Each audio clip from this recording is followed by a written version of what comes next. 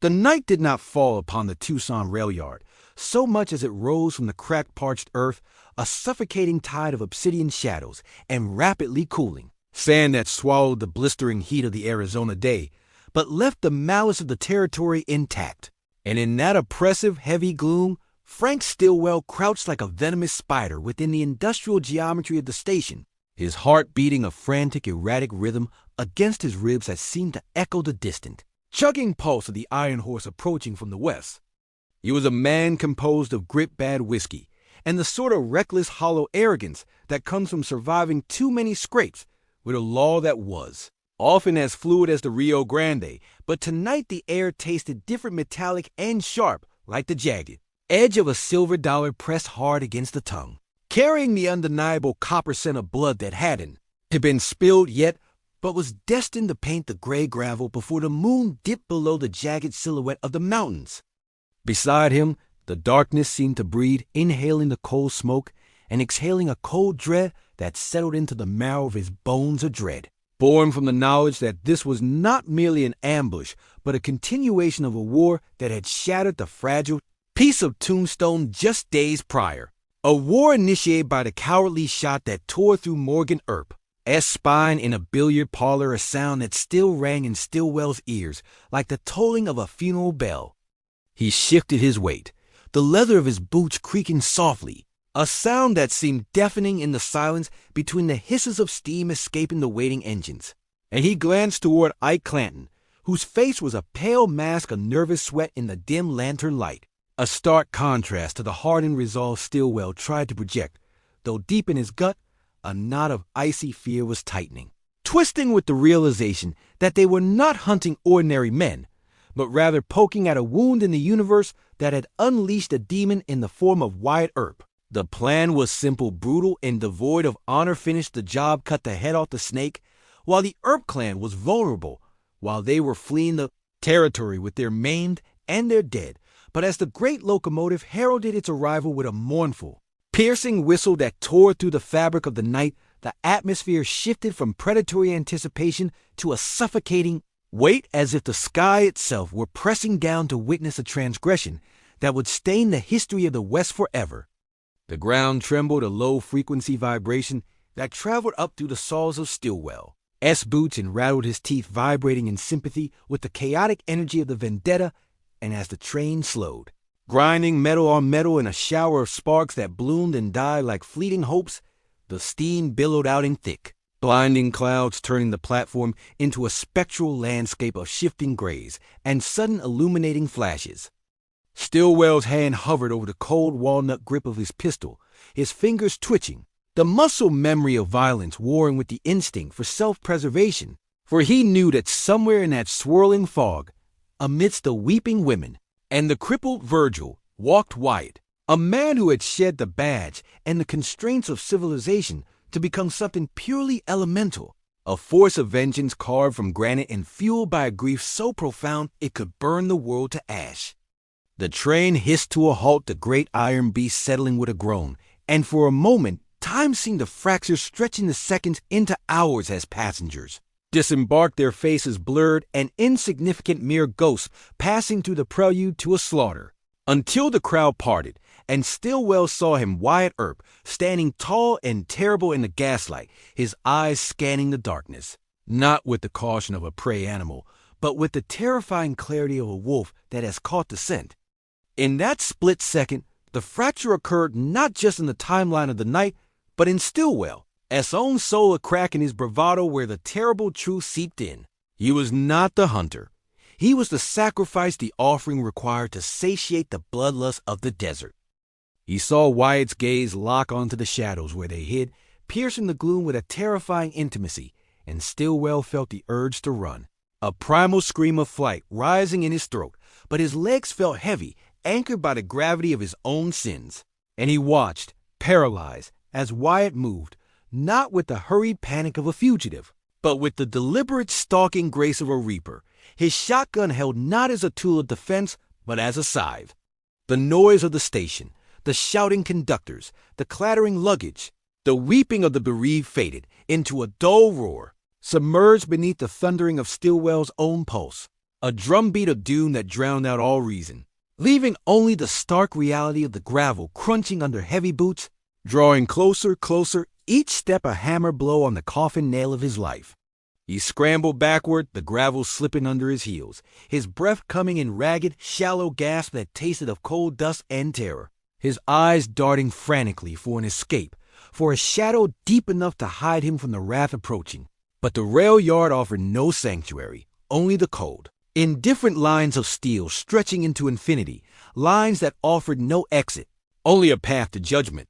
He saw Ike vanish into the night, a coward's retreat that left Stilwell alone in the void, abandoned to face the storm. And as he stumbled onto the tracks, the gravel tearing at his hands, he looked up to see the silhouette of Wyatt Earp looming over him, blocking out the stars, a monolith of retribution etched against the smoke-choked sky. The shotgun barrels looked like twin tunnels to the afterlife, black and bottomless, and in the silence that descended upon the world, a silence heavy with the weight of impending death, Stilwell tried to speak, tried to beg or curse or bargain with the devil, but his voice failed him, choked off by the sheer magnitude of the hatred radiating from the man standing above him. It was a hatred that transcended the law, a hatred that burned colder than the winter wind. And in the reflection of the gas lamps on the steel barrels, Stilwell saw his own distorted face, a mask of pure horror, witnessing the final fracture of his existence before the trigger was pulled. The flash was not a burst of light, but a supernova of blinding white erasure of the world, followed instantly by a sound that was not a bang, but a physical blow, a thunderclap that shattered his chest and the night, simultaneously sending him reeling back into the dust, his body twisting in a macabre dance of physics and biology, the pain arriving a second later, a searing, white-hot lance that pinned him to the earth even as his mind struggled to comprehend that the night had ended, that the walk was over, and that he would never ever leave this place of iron and smoke. He lay there, the cold gravel pressing into his back, the taste of copper now overwhelming, choking him, as the sky spun in lazy, nauseating circles. The stars, blurring into streaks of light, and the last thing he saw was not the face of God or the devil, but the grim, unyielding visage of Wyatt Earp turning away the deed done, the balance of blood restored, leaving Frank Stilwell to sink alone into the cold, crushing depths of the legend A. Broken thing discarded on the tracks of history, the fracture complete, the silence returning to the desert heavier and more absolute than before. The iron leviathan hissed, a serpentine warning that vibrated through the soles of Frank Stilwell's worn leather boots, grounding him in a reality he desperately wished to flee. For the rail yard was no longer a place of commerce, but a labyrinth of steel and shadow where the very air tasted of sulfur and impending judgment. And as he pressed his shivering spine against the cold, unyielding roughness of a flatbed car, the realization of his absolute solitude began to descend upon him with the crushing weight of a collapsing mine shaft, stripping away the bravado of the cowboy sash and the drunken confidence of the Charleston saloons until all that remained was a man reduced to the primal instinct of prey sensing the wolf, as hot breath on the nape of his neck. Beside him, or where he had deluded himself into believing safety lay, Ike Clanton was nothing more than a ghost in the making, a trembling silhouette whose eyes darted with the frantic energy of a trapped rat. And in those wide, white-rimmed eyes, Stilwell saw not camaraderie, nor the fierce loyalty of the outlaw brotherhood they had boasted of under the scorching sun of the Drogu Mountains, but rather the reflection of his own inevitable demise, a mirror held up by a man who had already decided that survival was a singular pursuit, not a collective effort. The steam from the idling engine billowed out in thick, ghostly shrouds, momentarily obscuring the view of the platform where the crippled Virgil Earp and his wife Allie were boarding the train, a distraction that was meant to act as bait, a lure to draw the assassins out from the dark recesses of the yard. But Stilwell, his mind fracturing under the strain of the silence that stretched between the chugging pistons, knew that the real threat was not the man with the shattered arm hobbling onto the passenger car, but the tall, grim shadows that had not boarded, the figures that lingered in the periphery like grim reapers waiting for the harvest. He watched breath hitched in a throat that felt lined with sandpaper as Ike began to recede, inching backward into the deeper gloom, his boots sliding noiselessly over the oil-stained gravel, a silent, Betrayal that screamed louder than any gunshot, and as Clanton vanished into the black abyss between the cars, leaving Stilwell exposed on the gravel apron of the tracks, the profound sense of abandonment curdled in Frank's stomach, a nausea born not of illness, but of the terrifying clarity that he had been left behind as a sacrificial offering to the vengeance of the Earp Vendetta ride. The darkness of the Tucson night seemed to thicken, coalescing into shapes that mocked him, the moonlight fracturing through the drifting coal smoke to create phantoms that danced in his peripheral vision, forcing him to grip the cold steel of his pistol with a hand so slick with sweat he feared the weapon would slide from his grasp at the critical moment, though a deeper, darker voice in his head whispered that no weapon forged by man would be enough to stop the storm that was coming. He moved then, compelled by a nervous energy that refused to let him remain static, creeping down the length of the train cars, his boots crunching softly on the cinders, a sound that seemed deafening in the vacuum of the night, each step taking him further from the illusion of safety and deeper into the killing ground, his eyes straining to pierce the veil of steam and shadow, searching for the telltale glint of a badge or the dull sheen of a shotgun barrel, but seeing only the endless repetitive geometry of wheels and tracks and sleepers. It was a purgatory of industrial noise and silence, the rhythmic panning of the locomotive masking the subtle deliberate footsteps of the hunters who moved with the predatory grace of mountain lions, men who had shed the skin of lawmen to reveal the raw, bloody muscle of avengers, and Stilwell felt their presence before he saw them, a drop in the ambient temperature, a sharpening of the air, a magnetic pull toward the void where death waited. He reached the end of the line of cars, the open expanse of the desert beckoning beyond the tracks, a vast emptiness where perhaps a man could run and keep running until his lungs burst or the sun bleached his bones. But he hesitated, caught in the paralysis of the damned, and in that split second of indecision, the shadows detached themselves from the darkness, coalescing into the towering form of Wyatt Earp, a figure carved from granite and wrath, coattails flapping in the night wind like the wings of a crow, and beside him the gaunt, coughing specter of Doc Holliday, a walking corpse fueled by tuberculosis and hate. The sight of them froze the blood in Stilwell's veins, turning his limbs to lead, for they did not look like men seeking justice, but like elemental forces of destruction, their eyes void of mercy, their faces masks of stone illuminated by the erratic flashes of lantern light that swung from the train, and in Wyatt's hands, the double-barreled shotgun did not look like a tool, but an extension of his arm, a terrible finger pointing directly at Stilwell's soul. The distance between them was not measured in yards, but in heartbeats, each one thundering against Frank's ribs like a hammer on an anvil, and he tried to speak, to beg, to bargain with the devil standing before him,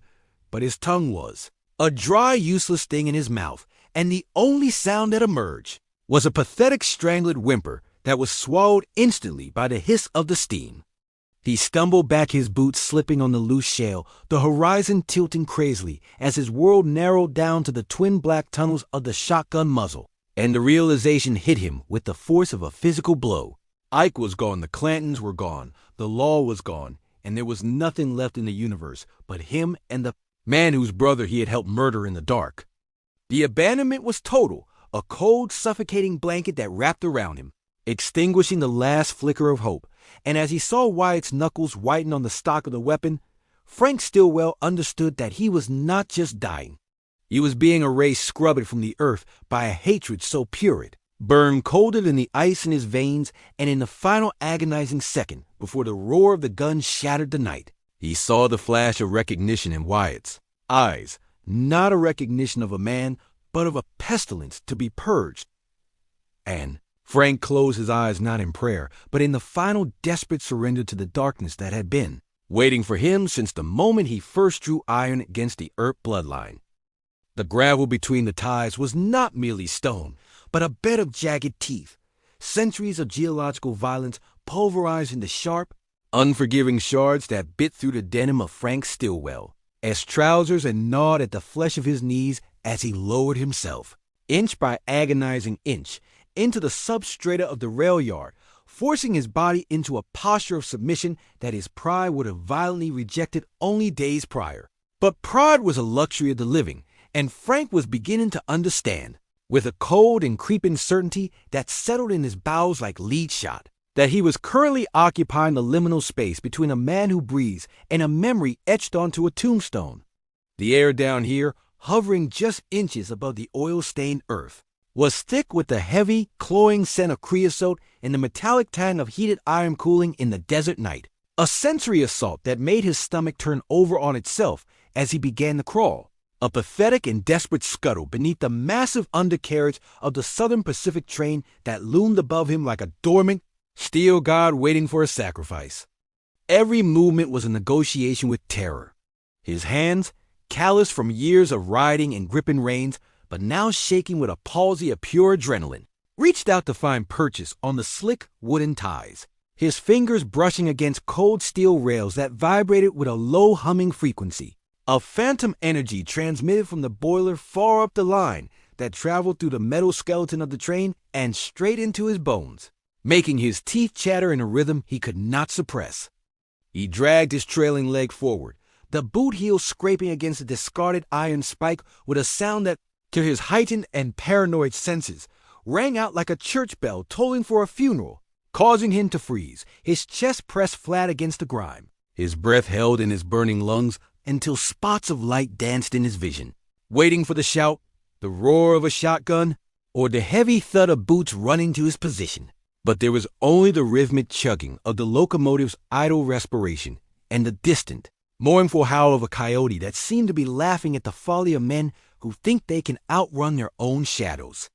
Frank squeezed his eyes shut, trying to banish the image of the tall man with the ice-water eyes, the man whose brother they had put in the ground, the man who had turned from a lawman into a specter of vengeance. But the darkness behind his eyelids was not empty. It was filled with the faces of the cowboy faction, men who had sworn oaths of loyalty in dusty saloons, men who had laughed and drank with him, men who were notably absent now that the Reaper had come to collect his due, leaving Frank to navigate this labyrinth of wheels and axles alone. He forced his eyes open, the moonlight slicing through the gaps between the train cars and jagged, silver beams that illuminated the swirling dust motes like suspended galaxies, and he pushed himself forward again, his shoulder striking the low-hanging brake rigging with a dull thud that sent a fresh spike of pain down his arm, a reminder of his physical frailty in the face of this industrial behemoth. He was moving perpendicular to the tracks, trying to put as much steel between himself and the platform as possible, but the rail yard was a confusing geometry of parallel lines and shifting shadows, and with every foot of ground he gained, he felt less like he was escaping and more like he was crawling deeper into the throat of a trap designed by the devil himself. Above him, the underbelly of the train car was a chaotic nest of rods, chains, and pipes dripping with grease that landed on his cheek hot and viscous, like the blood of the machine, and he wiped it away, frantically smearing the black sludge across his face, transforming himself into a grotesque mask of the fear that was consuming him from the inside out. He could hear voices now, not the boisterous shouts of the conductor or the porters, but low, clipped tones, voices devoid of mirth, carrying on the wind with a predator's efficiency. And though he could not make out the words, the timbre was unmistakable. It was the sound of men who were hunting, men who had shed the constraints of hesitation. Frank's heart hammered against the hard earth, a frantic drum solo that he was sure could be heard all the way to Tombstone.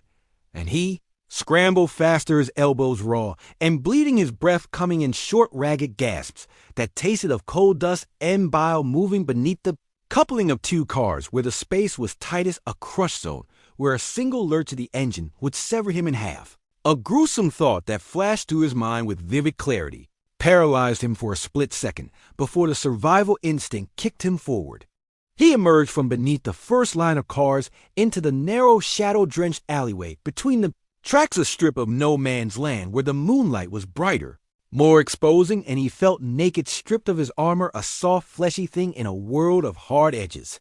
He looked left then, right, his eyes darting frantically, seeking the sanctuary of the darkness beyond. The yard, but the perimeter seemed miles away, separated from him by an ocean of open ground and more lines of rolling stock that stood like silent sentinels judging his retreat. He considered running, just standing up and sprinting with every ounce of strength left in his legs, letting the devil take the hindmost, but the weight of the shotgun he imagined pointed at his back kept him pinned to the earth, forcing him to continue his reptilian crawl, dragging his body over the next set of rails, the steel biting into his stomach, the cold seeping through his clothes to chill his skin. He was weeping now, silent tears that cut tracks through the grime on his face, tears of rage and self-pity, and the terrible crushing realization that he had bet his life on the wrong hand, that the chaotic freedom of the outlaw trail led only to this. A dirt choke crawled through the refuse of a train station while Death walked upright in a long black coat just a few yards away. The sounds of the station, the hiss of steam, the clanking of metal, the murmur of passengers faded into a dull roar, replaced by the rushing of blood in his ears and the singular obsessive focus on the next 3 feet of ground, the next patch of shadow, the next breath. He reached the second line of cars, scrambling underneath a flatbed loaded with crates, the space beneath it tighter, more claustrophobic, pressing down on him like the lid of a coffin, and as he shimmied forward, his belt buckle caught on a dragging chain, snagging him, holding him fast, and for a moment of sheer unadulterated panic, he thrashed like a caught fish, the metal clinking loudly, a betrayal of sound that froze his blood. He stopped lying perfectly still, his face pressed into the dirt, listening, straining his ears against the cacophony of the night, and there amidst the mechanical noise he heard it, the distinct slow crunch of a boot heel grinding into the gravel, heavy, deliberate, and terrifyingly close, a sound that did not belong to a railroad worker, a sound that carried the weight of a judge's gavel. The footsteps stopped. Frank stopped breathing. The silence that followed was heavier than the train, heavier than the sky, a silence that stretched the fabric of time until seconds felt like hours. And in that void, Frank Stilwell knew that the crawl was no longer an escape.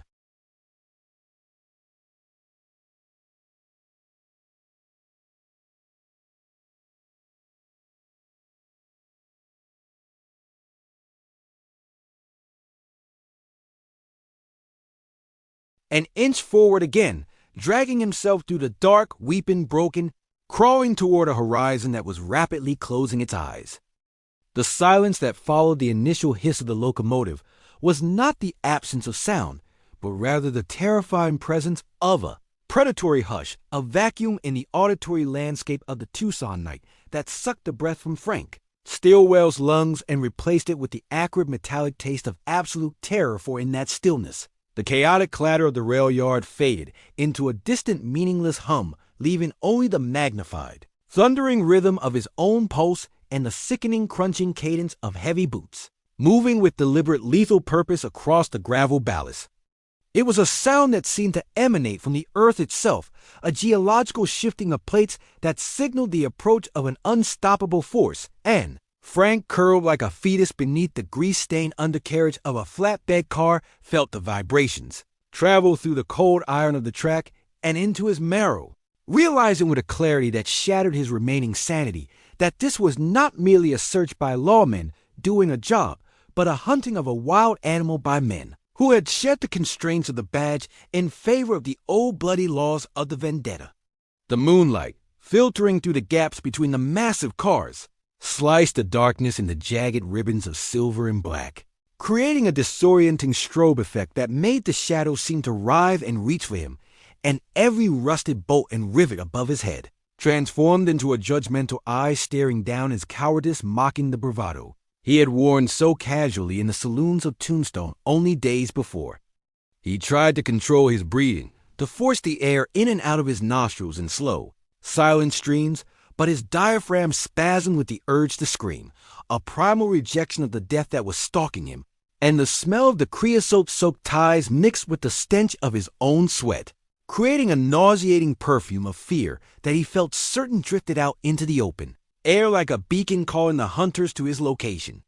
The footsteps grew louder, distinct, now separating into the heavy rhythmic gait of a man who walked with the burden of grief and the lightness of rage. Wyatt Earp and the lighter, more erratic, yet equally deadly shuffle of the consumptive dentist Doc Holliday, whose coffin fit moments ago, had been the only herald of their arrival, but who now moved with the silent spectral grace of the reaper he so often courted. Frank pressed his face into the dirt, the sharp grit biting into his cheek, and squeezed his eyes shut as if blinding himself could erase his existence from the universe, but the darkness behind his eyelids was filled with the flashing images of Morgan Earp's body, the blood on the billiard table, the shattered glass, and the pus and the powder. Knowledge that the debt for that night was now being collected with interest. The boot stopped. The cessation of movement was infinitely worse than the approach, for it implied observation, calculation, the pause of the wolf before the lunge, and Frank, his heart hammered against his ribs with such violence he feared it would crack the bone and give him away. A traitor within his own chest. Above him, the immense weight of the train car creaked as the temperature dropped, the steel contracting in the cooling desert night, groaning like a dying beast, and in that groan Frank heard his own name whispered by the wind, or perhaps by the madness taking root in his mind. He risked opening one eye, peering through the narrow gap between the wheel and the ground, and there, framed by the swirling mist of steam and the harsh, unforgiving moonlight, stood a pair of dark trousers and the hem of a long black duster coat that hung motionless in the stagnant air, a shroud waiting for a body. The figure did not move, did not speak, did not shout for surrender, for this was not an arrest. It was an execution waiting for the condemned to acknowledge his fate. The barrel of a shotgun, twin tunnels of oblivion, lowered slowly into Frank's field of vision, catching a glint of the moon on its blued steel. A horrific artifact of industrial death that seemed to possess a gravity of its own, pulling Frank's gaze into its black depths.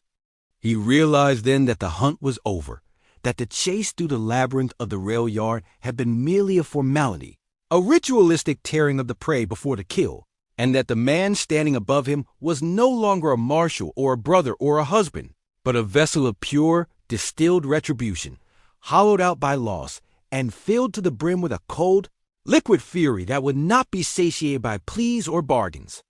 Frank's fingers dug into the gravel, his nails breaking against the stone, a futile attempt to anchor himself to a world he was rapidly departing, and as the shadow of the hunter elongated, stretching over Frank's hiding spot like a pool of spilled ink, the air pressure seemed to drop, the sounds of the distant town extinguished, leaving only the microscopic details of his immediate hell, the rust on the wheel rim, the smell of coal smoke, the agonizing itch of the wool against his skin, and the terrifying, silent promise of the trigger finger tightening above. He wanted to crawl deeper, to burrow into the earth until he reached the molten core, but his muscles were locked in a rigor of anticipation, his body betraying him by freezing in the face of the predator, obeying the ancient instinct to play dead, unaware that the predator sought only the dead. The silence stretched, becoming a physical thing, a taut wire wrapped around Frank's throat, choking him, until the voice, recognizable yet distorted by a cavernous hollowness, drifted down from the towering figure, not a shout, but a conversational murmur, terrifyingly calm, saying simply, "I see you, Frank," a sentence that dismantled the last fortifications of Stilwell's hope and left him naked before the onslaught of the inevitable. The hunt had stripped him of his humanity, reduced him to meat and fear, and as he looked up, finally forcing his neck to crane towards his judge, he saw not the face of Wyatt Earp, but the face of the storm, the face of the whirlwind, eyes shadowed by the brim of a black hat, reflecting no light, containing no mercy, only the abyssal certainty of the end. The shotgun did not waver. It was an extension of the man's will, a pointing finger of doom that traced a line from Frank's trembling heart to eternity. And in that final stretch second before the roar, Frank Stilwell understood that he had not just killed a man in a pool hall. He had awakened a sleeping disaster. And now, amidst the cold steel and the indifferent gravel of the Tucson rail yard, the disaster had come to claim its due, ending the hunt not with a triumph, but with the grim mechanical satisfaction of a ledger being balanced in blood.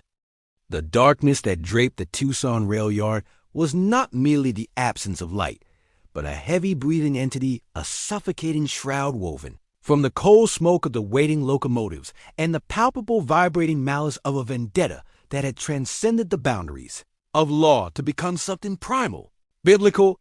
and utterly inescapable. And within this crushing gloom, Frank Stilwell found himself stripped of the bravado that had once armored him in the dusty saloons of Tombstone, reduced now to a trembling collection of nerve endings and frantic prayers that dissolved like vapor against the cold iron of the flat cars.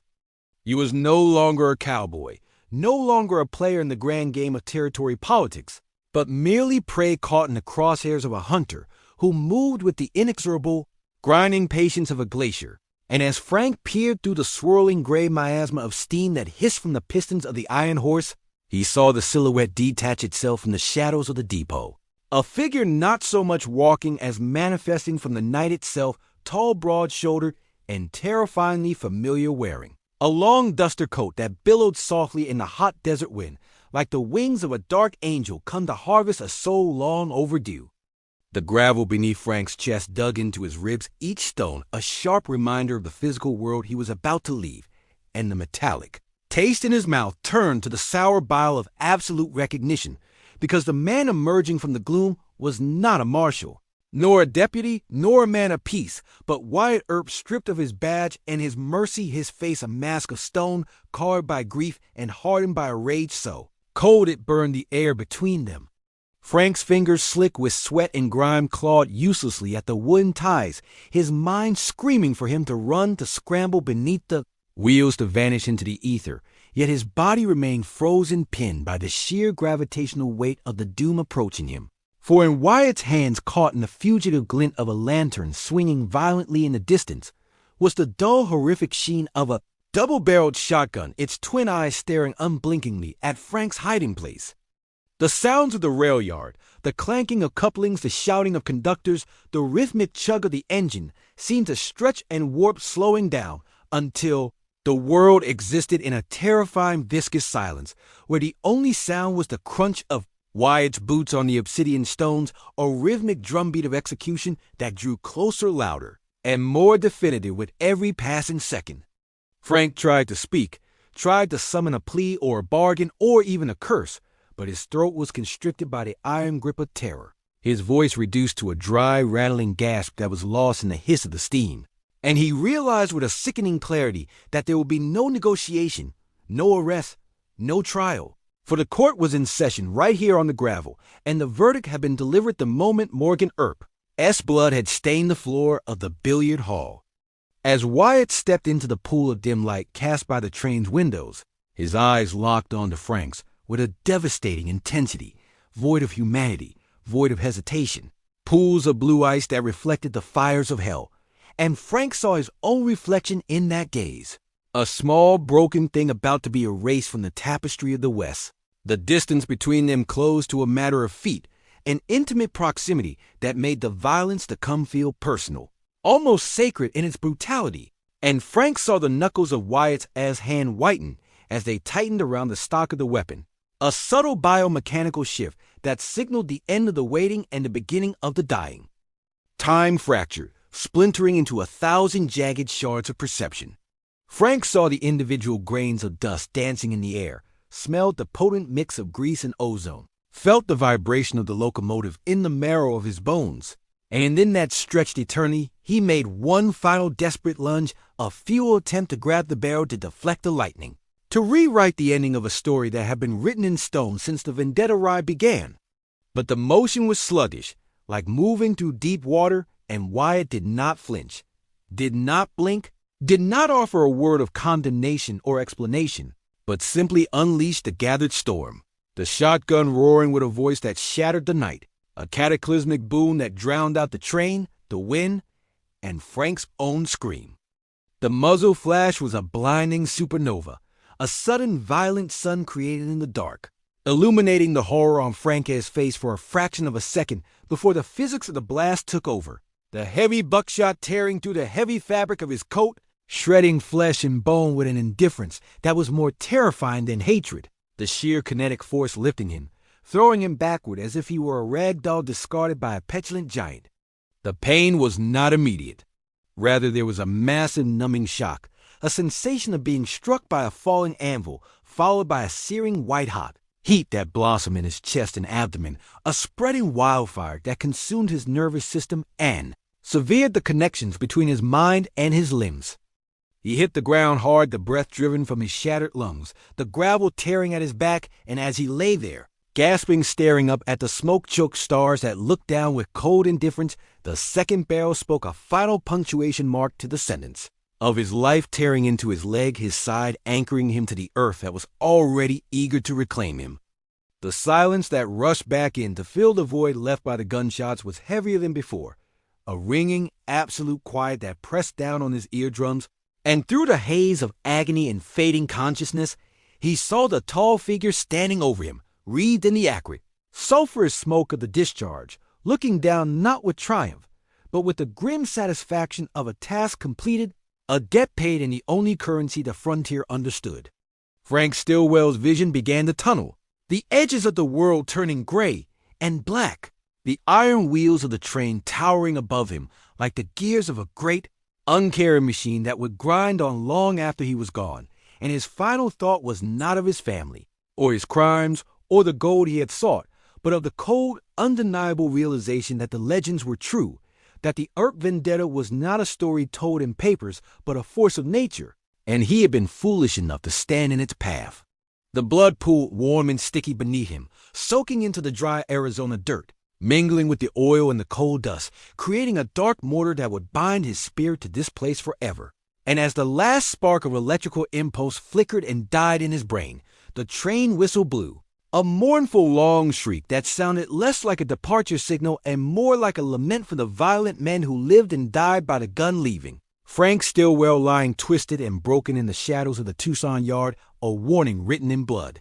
for anyone who dare cross the line into the territory of vengeance, while the boots of Wyatt Earp crunched softly, rhythmically fading into the dark, moving on to the next name on the list, leaving the dead to bury the dead in the endless unforgiving night of the Wild West.